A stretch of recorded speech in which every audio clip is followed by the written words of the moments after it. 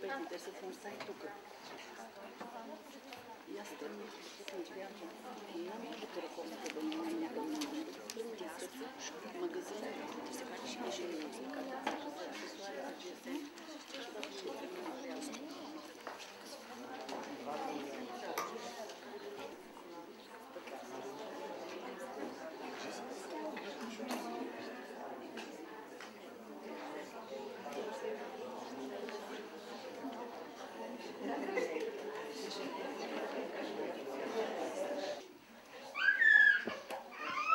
Приветствам ви на нашия концерт "Аромат на желание", на който ще чуете известни арии от още по-известни опери, от още по-известни композитори в изпълнение на сопран Диана Банчева.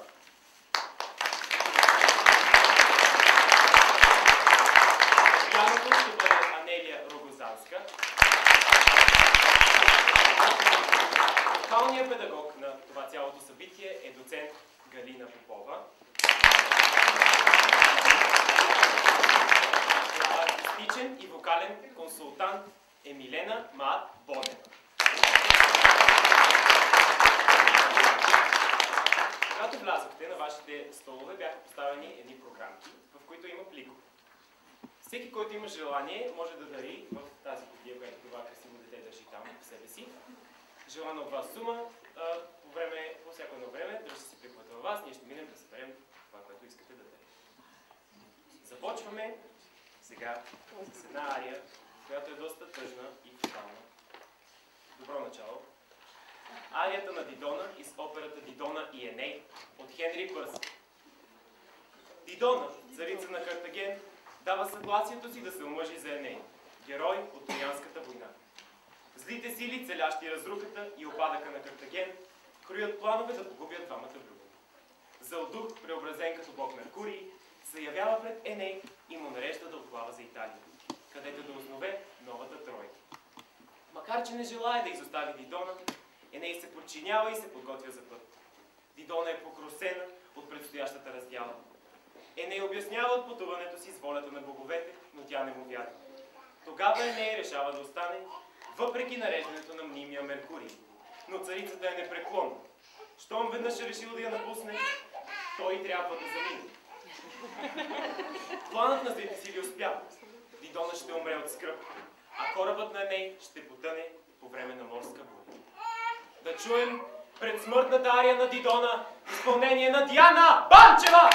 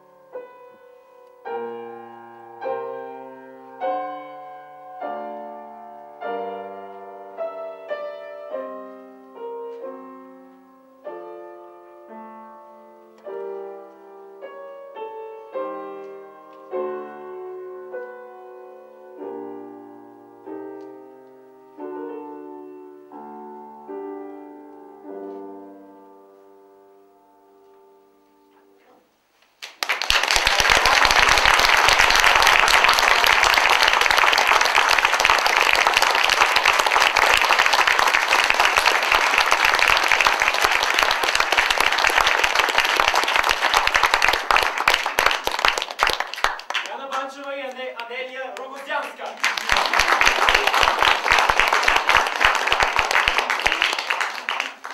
Следващата ария, която ще чуем, е арията на Церлина из шеста картина на операта Дон Жуан от Волфган Амадеус Моцарт. Действието се развива в Севилия. Суетната и своенравна Церлина току-що се омъжила за Мазето, простодушен селски момък. По време на сватбеното шествие, хубавата младоженка привлича вниманието на аристократа Дон Жуан. Да вземе някой от публиката.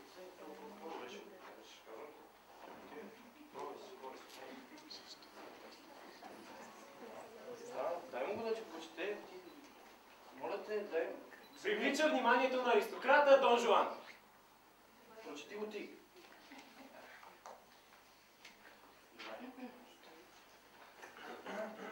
От желание да упражни изкуството си на правосител да спозволява той товарите дворец си.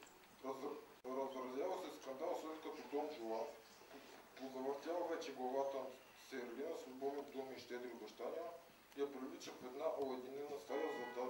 Аз ще продължа, благодаря. Заповядайте, седнете.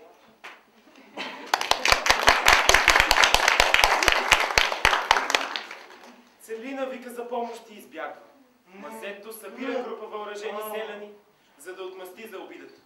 Опада на Дон Жуан, който преоблечен в дрехите на слугата си Лепорело, прави серенада на камериерката на бившата си любима Дон Елвира. Дон Жуан успява да заблуди селяните, представяйки се за слугата си и след като разпраща другите да търсят в различни посоки, остава насаме с Мазето и жестоко го пребива.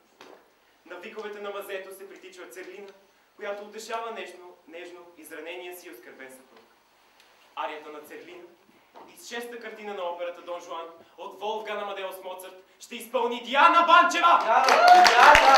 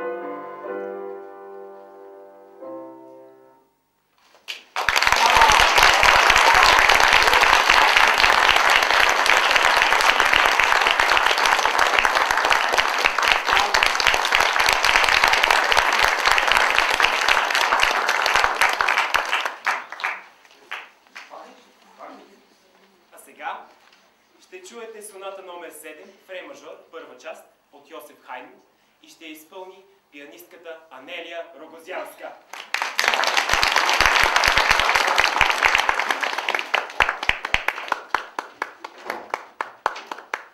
Дайте ми сценария, може ли се?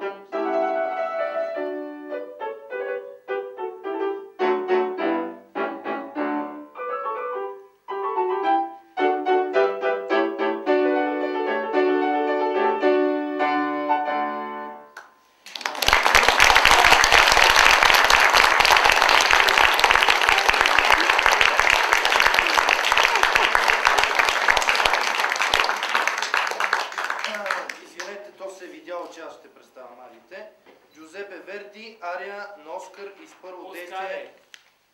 Ария на Не ме прекъсви. Оскар из първо действие на операта Бал с маски. Може ли сценария? Аз да си водя. Заповядайте, седнете си, ако обичате, моля ви. Айде, нарушавате в момента. Представи го, айде, моля айде. ви.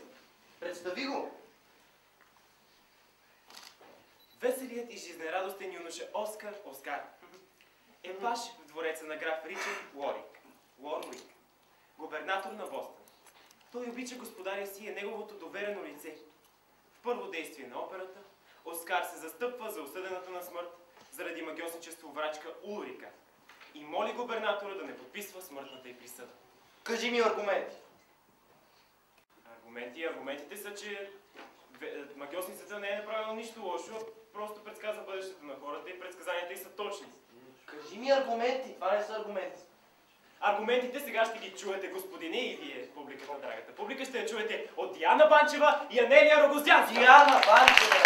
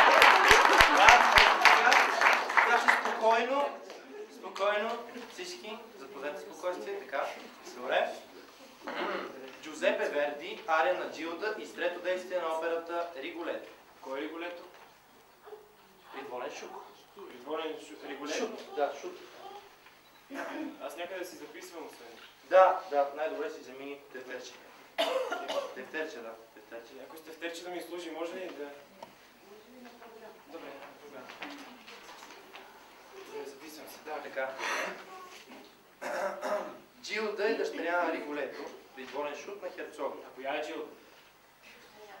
Дъщеря на Риголето, точно така.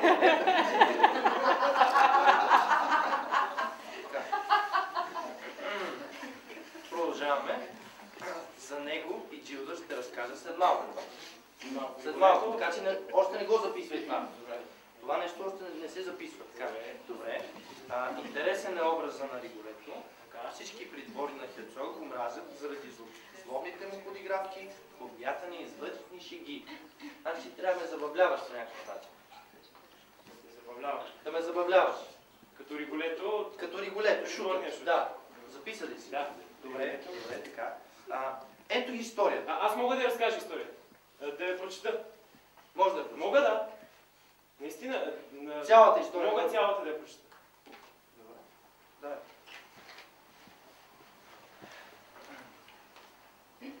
Херцогът на Мантуа се запознава в църквата с нежна и красива девойка, по която се облича. Представяйки се за беден студент, той се промъква в градината на дома й, за да й разкрие чувствата си. Херцогът не знае, че това е дъщерята на Риголето. Придворните също. Те смятат, че тази млада и красива жена е неговата любовница. придворните решават да си отмъстят на Шута, като я отвлекат и я предоставят за развлечение на господаря си.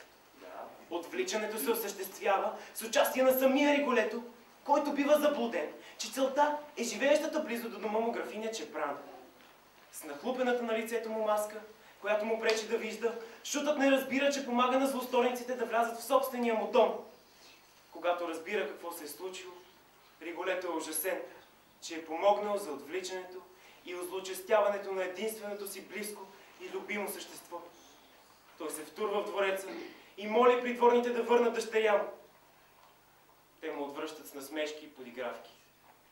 Браво! Добре? Браво! Добре. Чула гласа на баща си, Джилда изтичва от покоите на херцога. На сломения Риголето тя доверява любовта си към херцога и мъката, която й причинила неговата измама. Диана в ария на Джилда и с трето действие на операта Риголето на Джузепе Верди. Диана Банчева!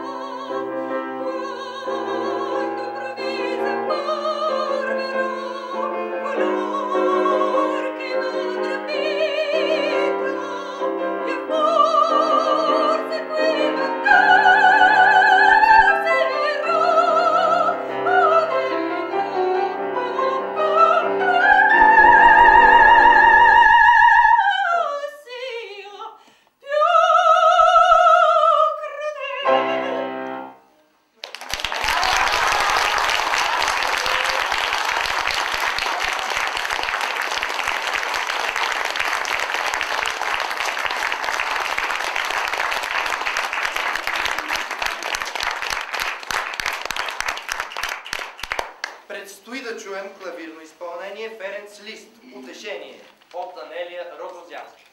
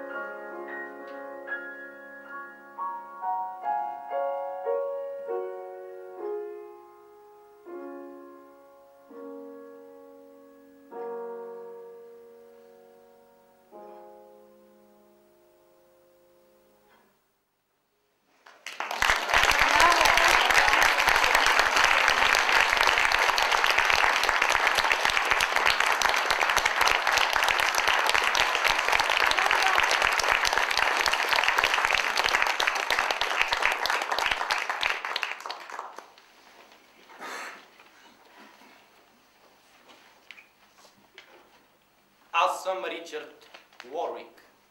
Аз съм Ренато, негов секретар, добър приятел и доверен служител. Срещу мен се готви покушение. Жребия да го убия се падна на мен. Защо ли?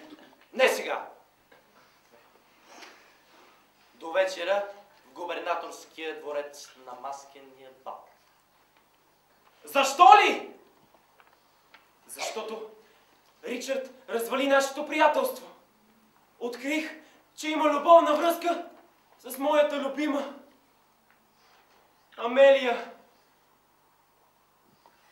Истината е, че макар и влюбени един в друг, аз, Амелия и Ричард бяхме достатъчно добри към теб, Ренато, за да оставим това на страна и да не се оженим. Но аз не знаех това. Ми да си знаел.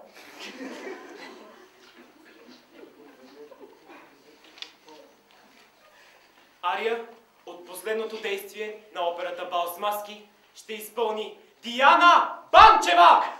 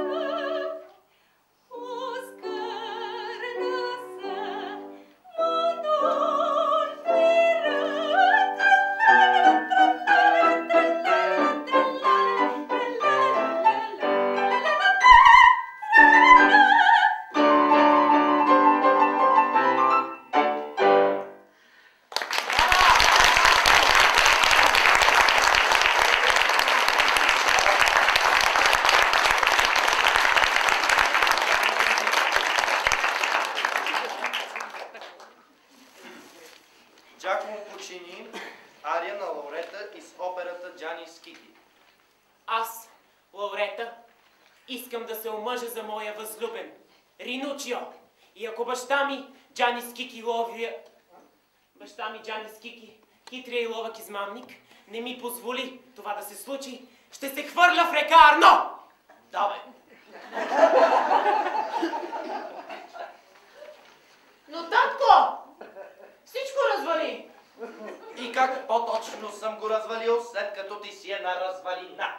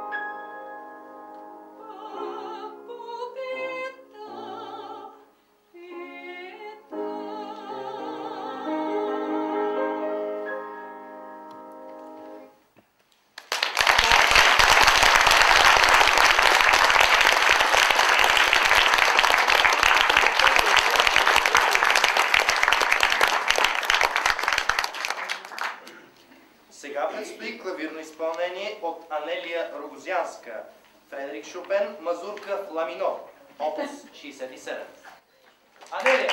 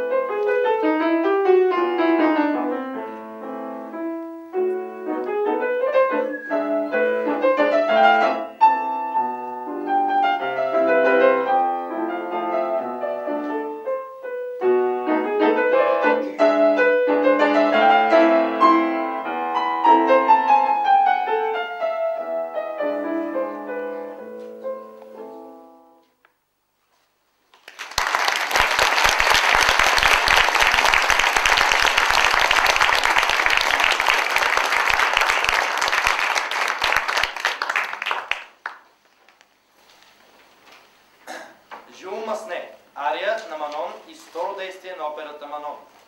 Красавицата Манон живее с младия кавалер Дюгрио в малка бедна парижка мансарда.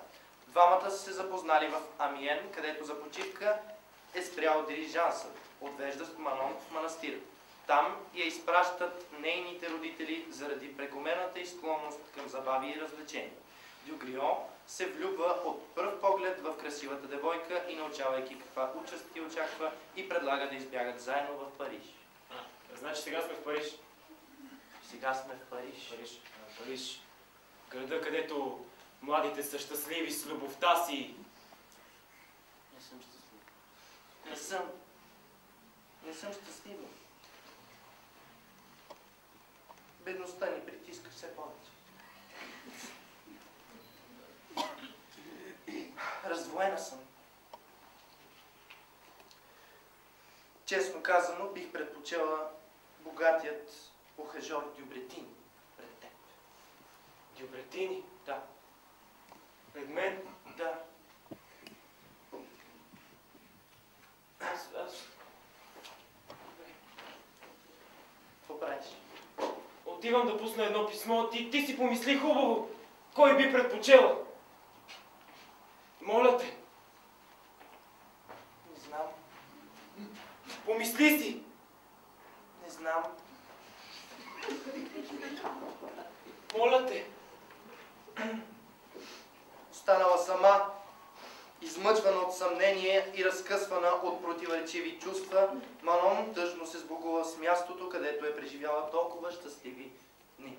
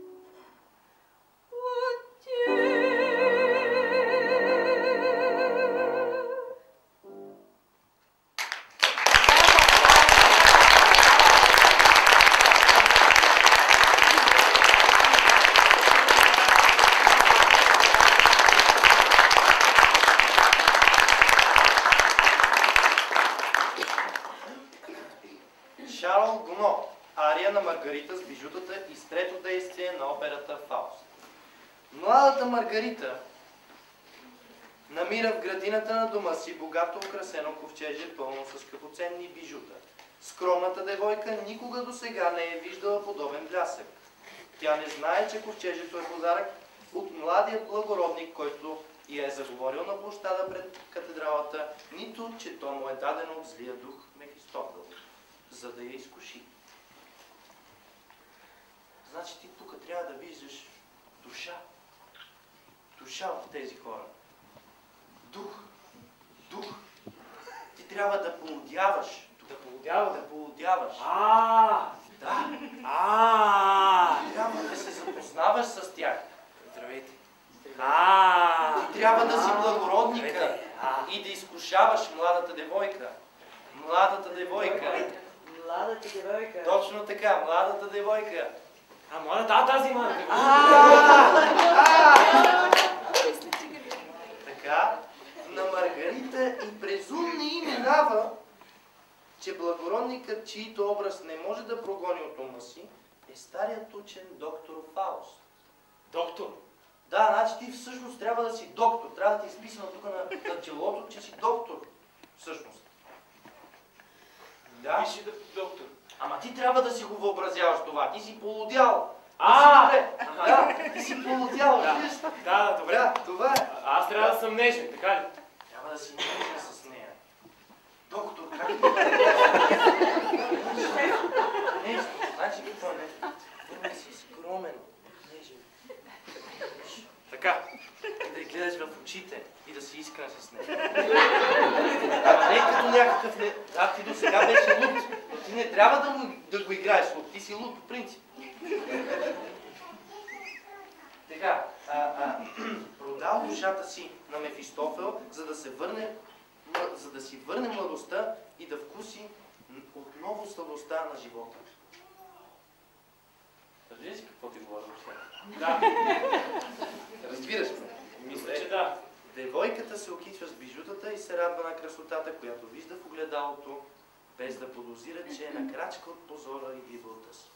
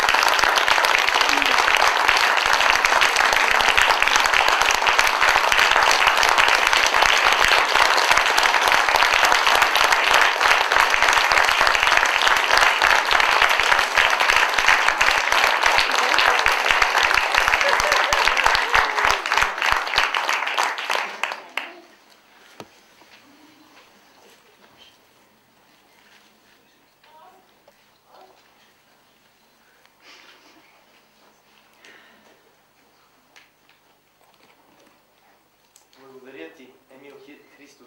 Благодаря ти, Спартак Тодоров. Ти беше неотлъчен до мен.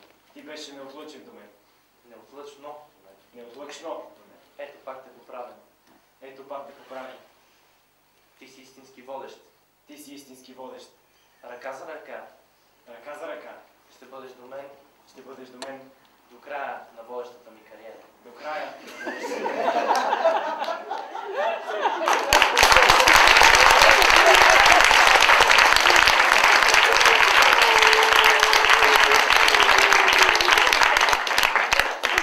Благодарим и на вас, драги зрители, че бяхте тази студена вечер тук при нас. Благодарим.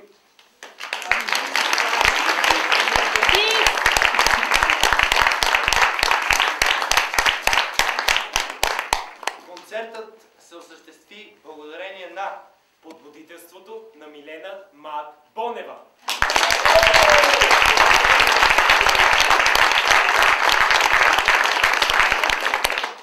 разбира се, гостоприемството на военния клуб. Вокалната подготовка на доцент Галина Попова.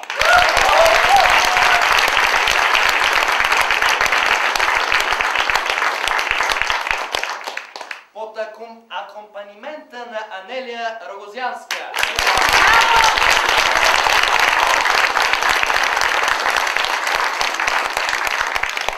Режисьорската намеса на Екатерина Казакова.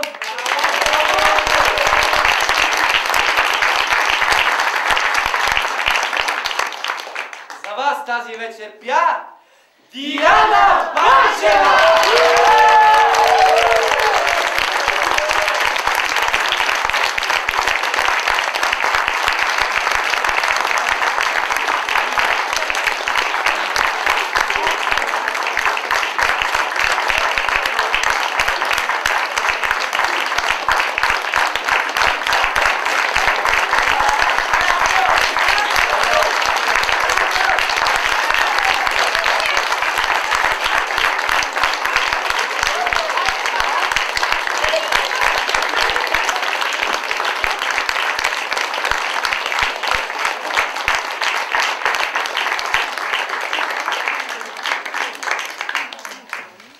Последно напомняне, който има желание, пликчетата, които имате сложени на вашите столове, могат да бъдат поставени в тази кутия тук.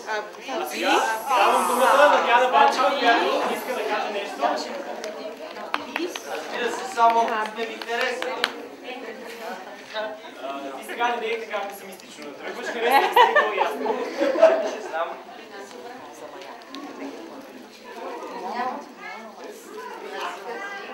Попълни тогава.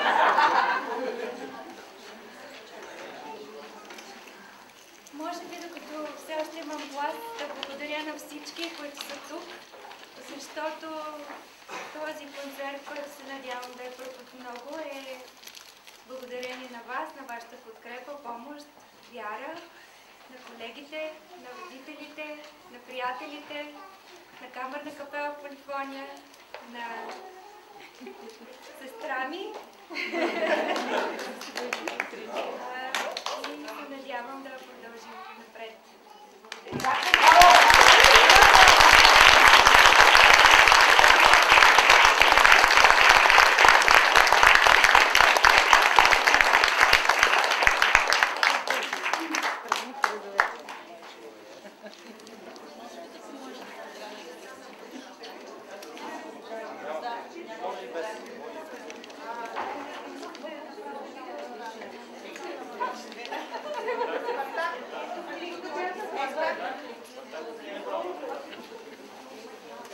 Вече се прекратили.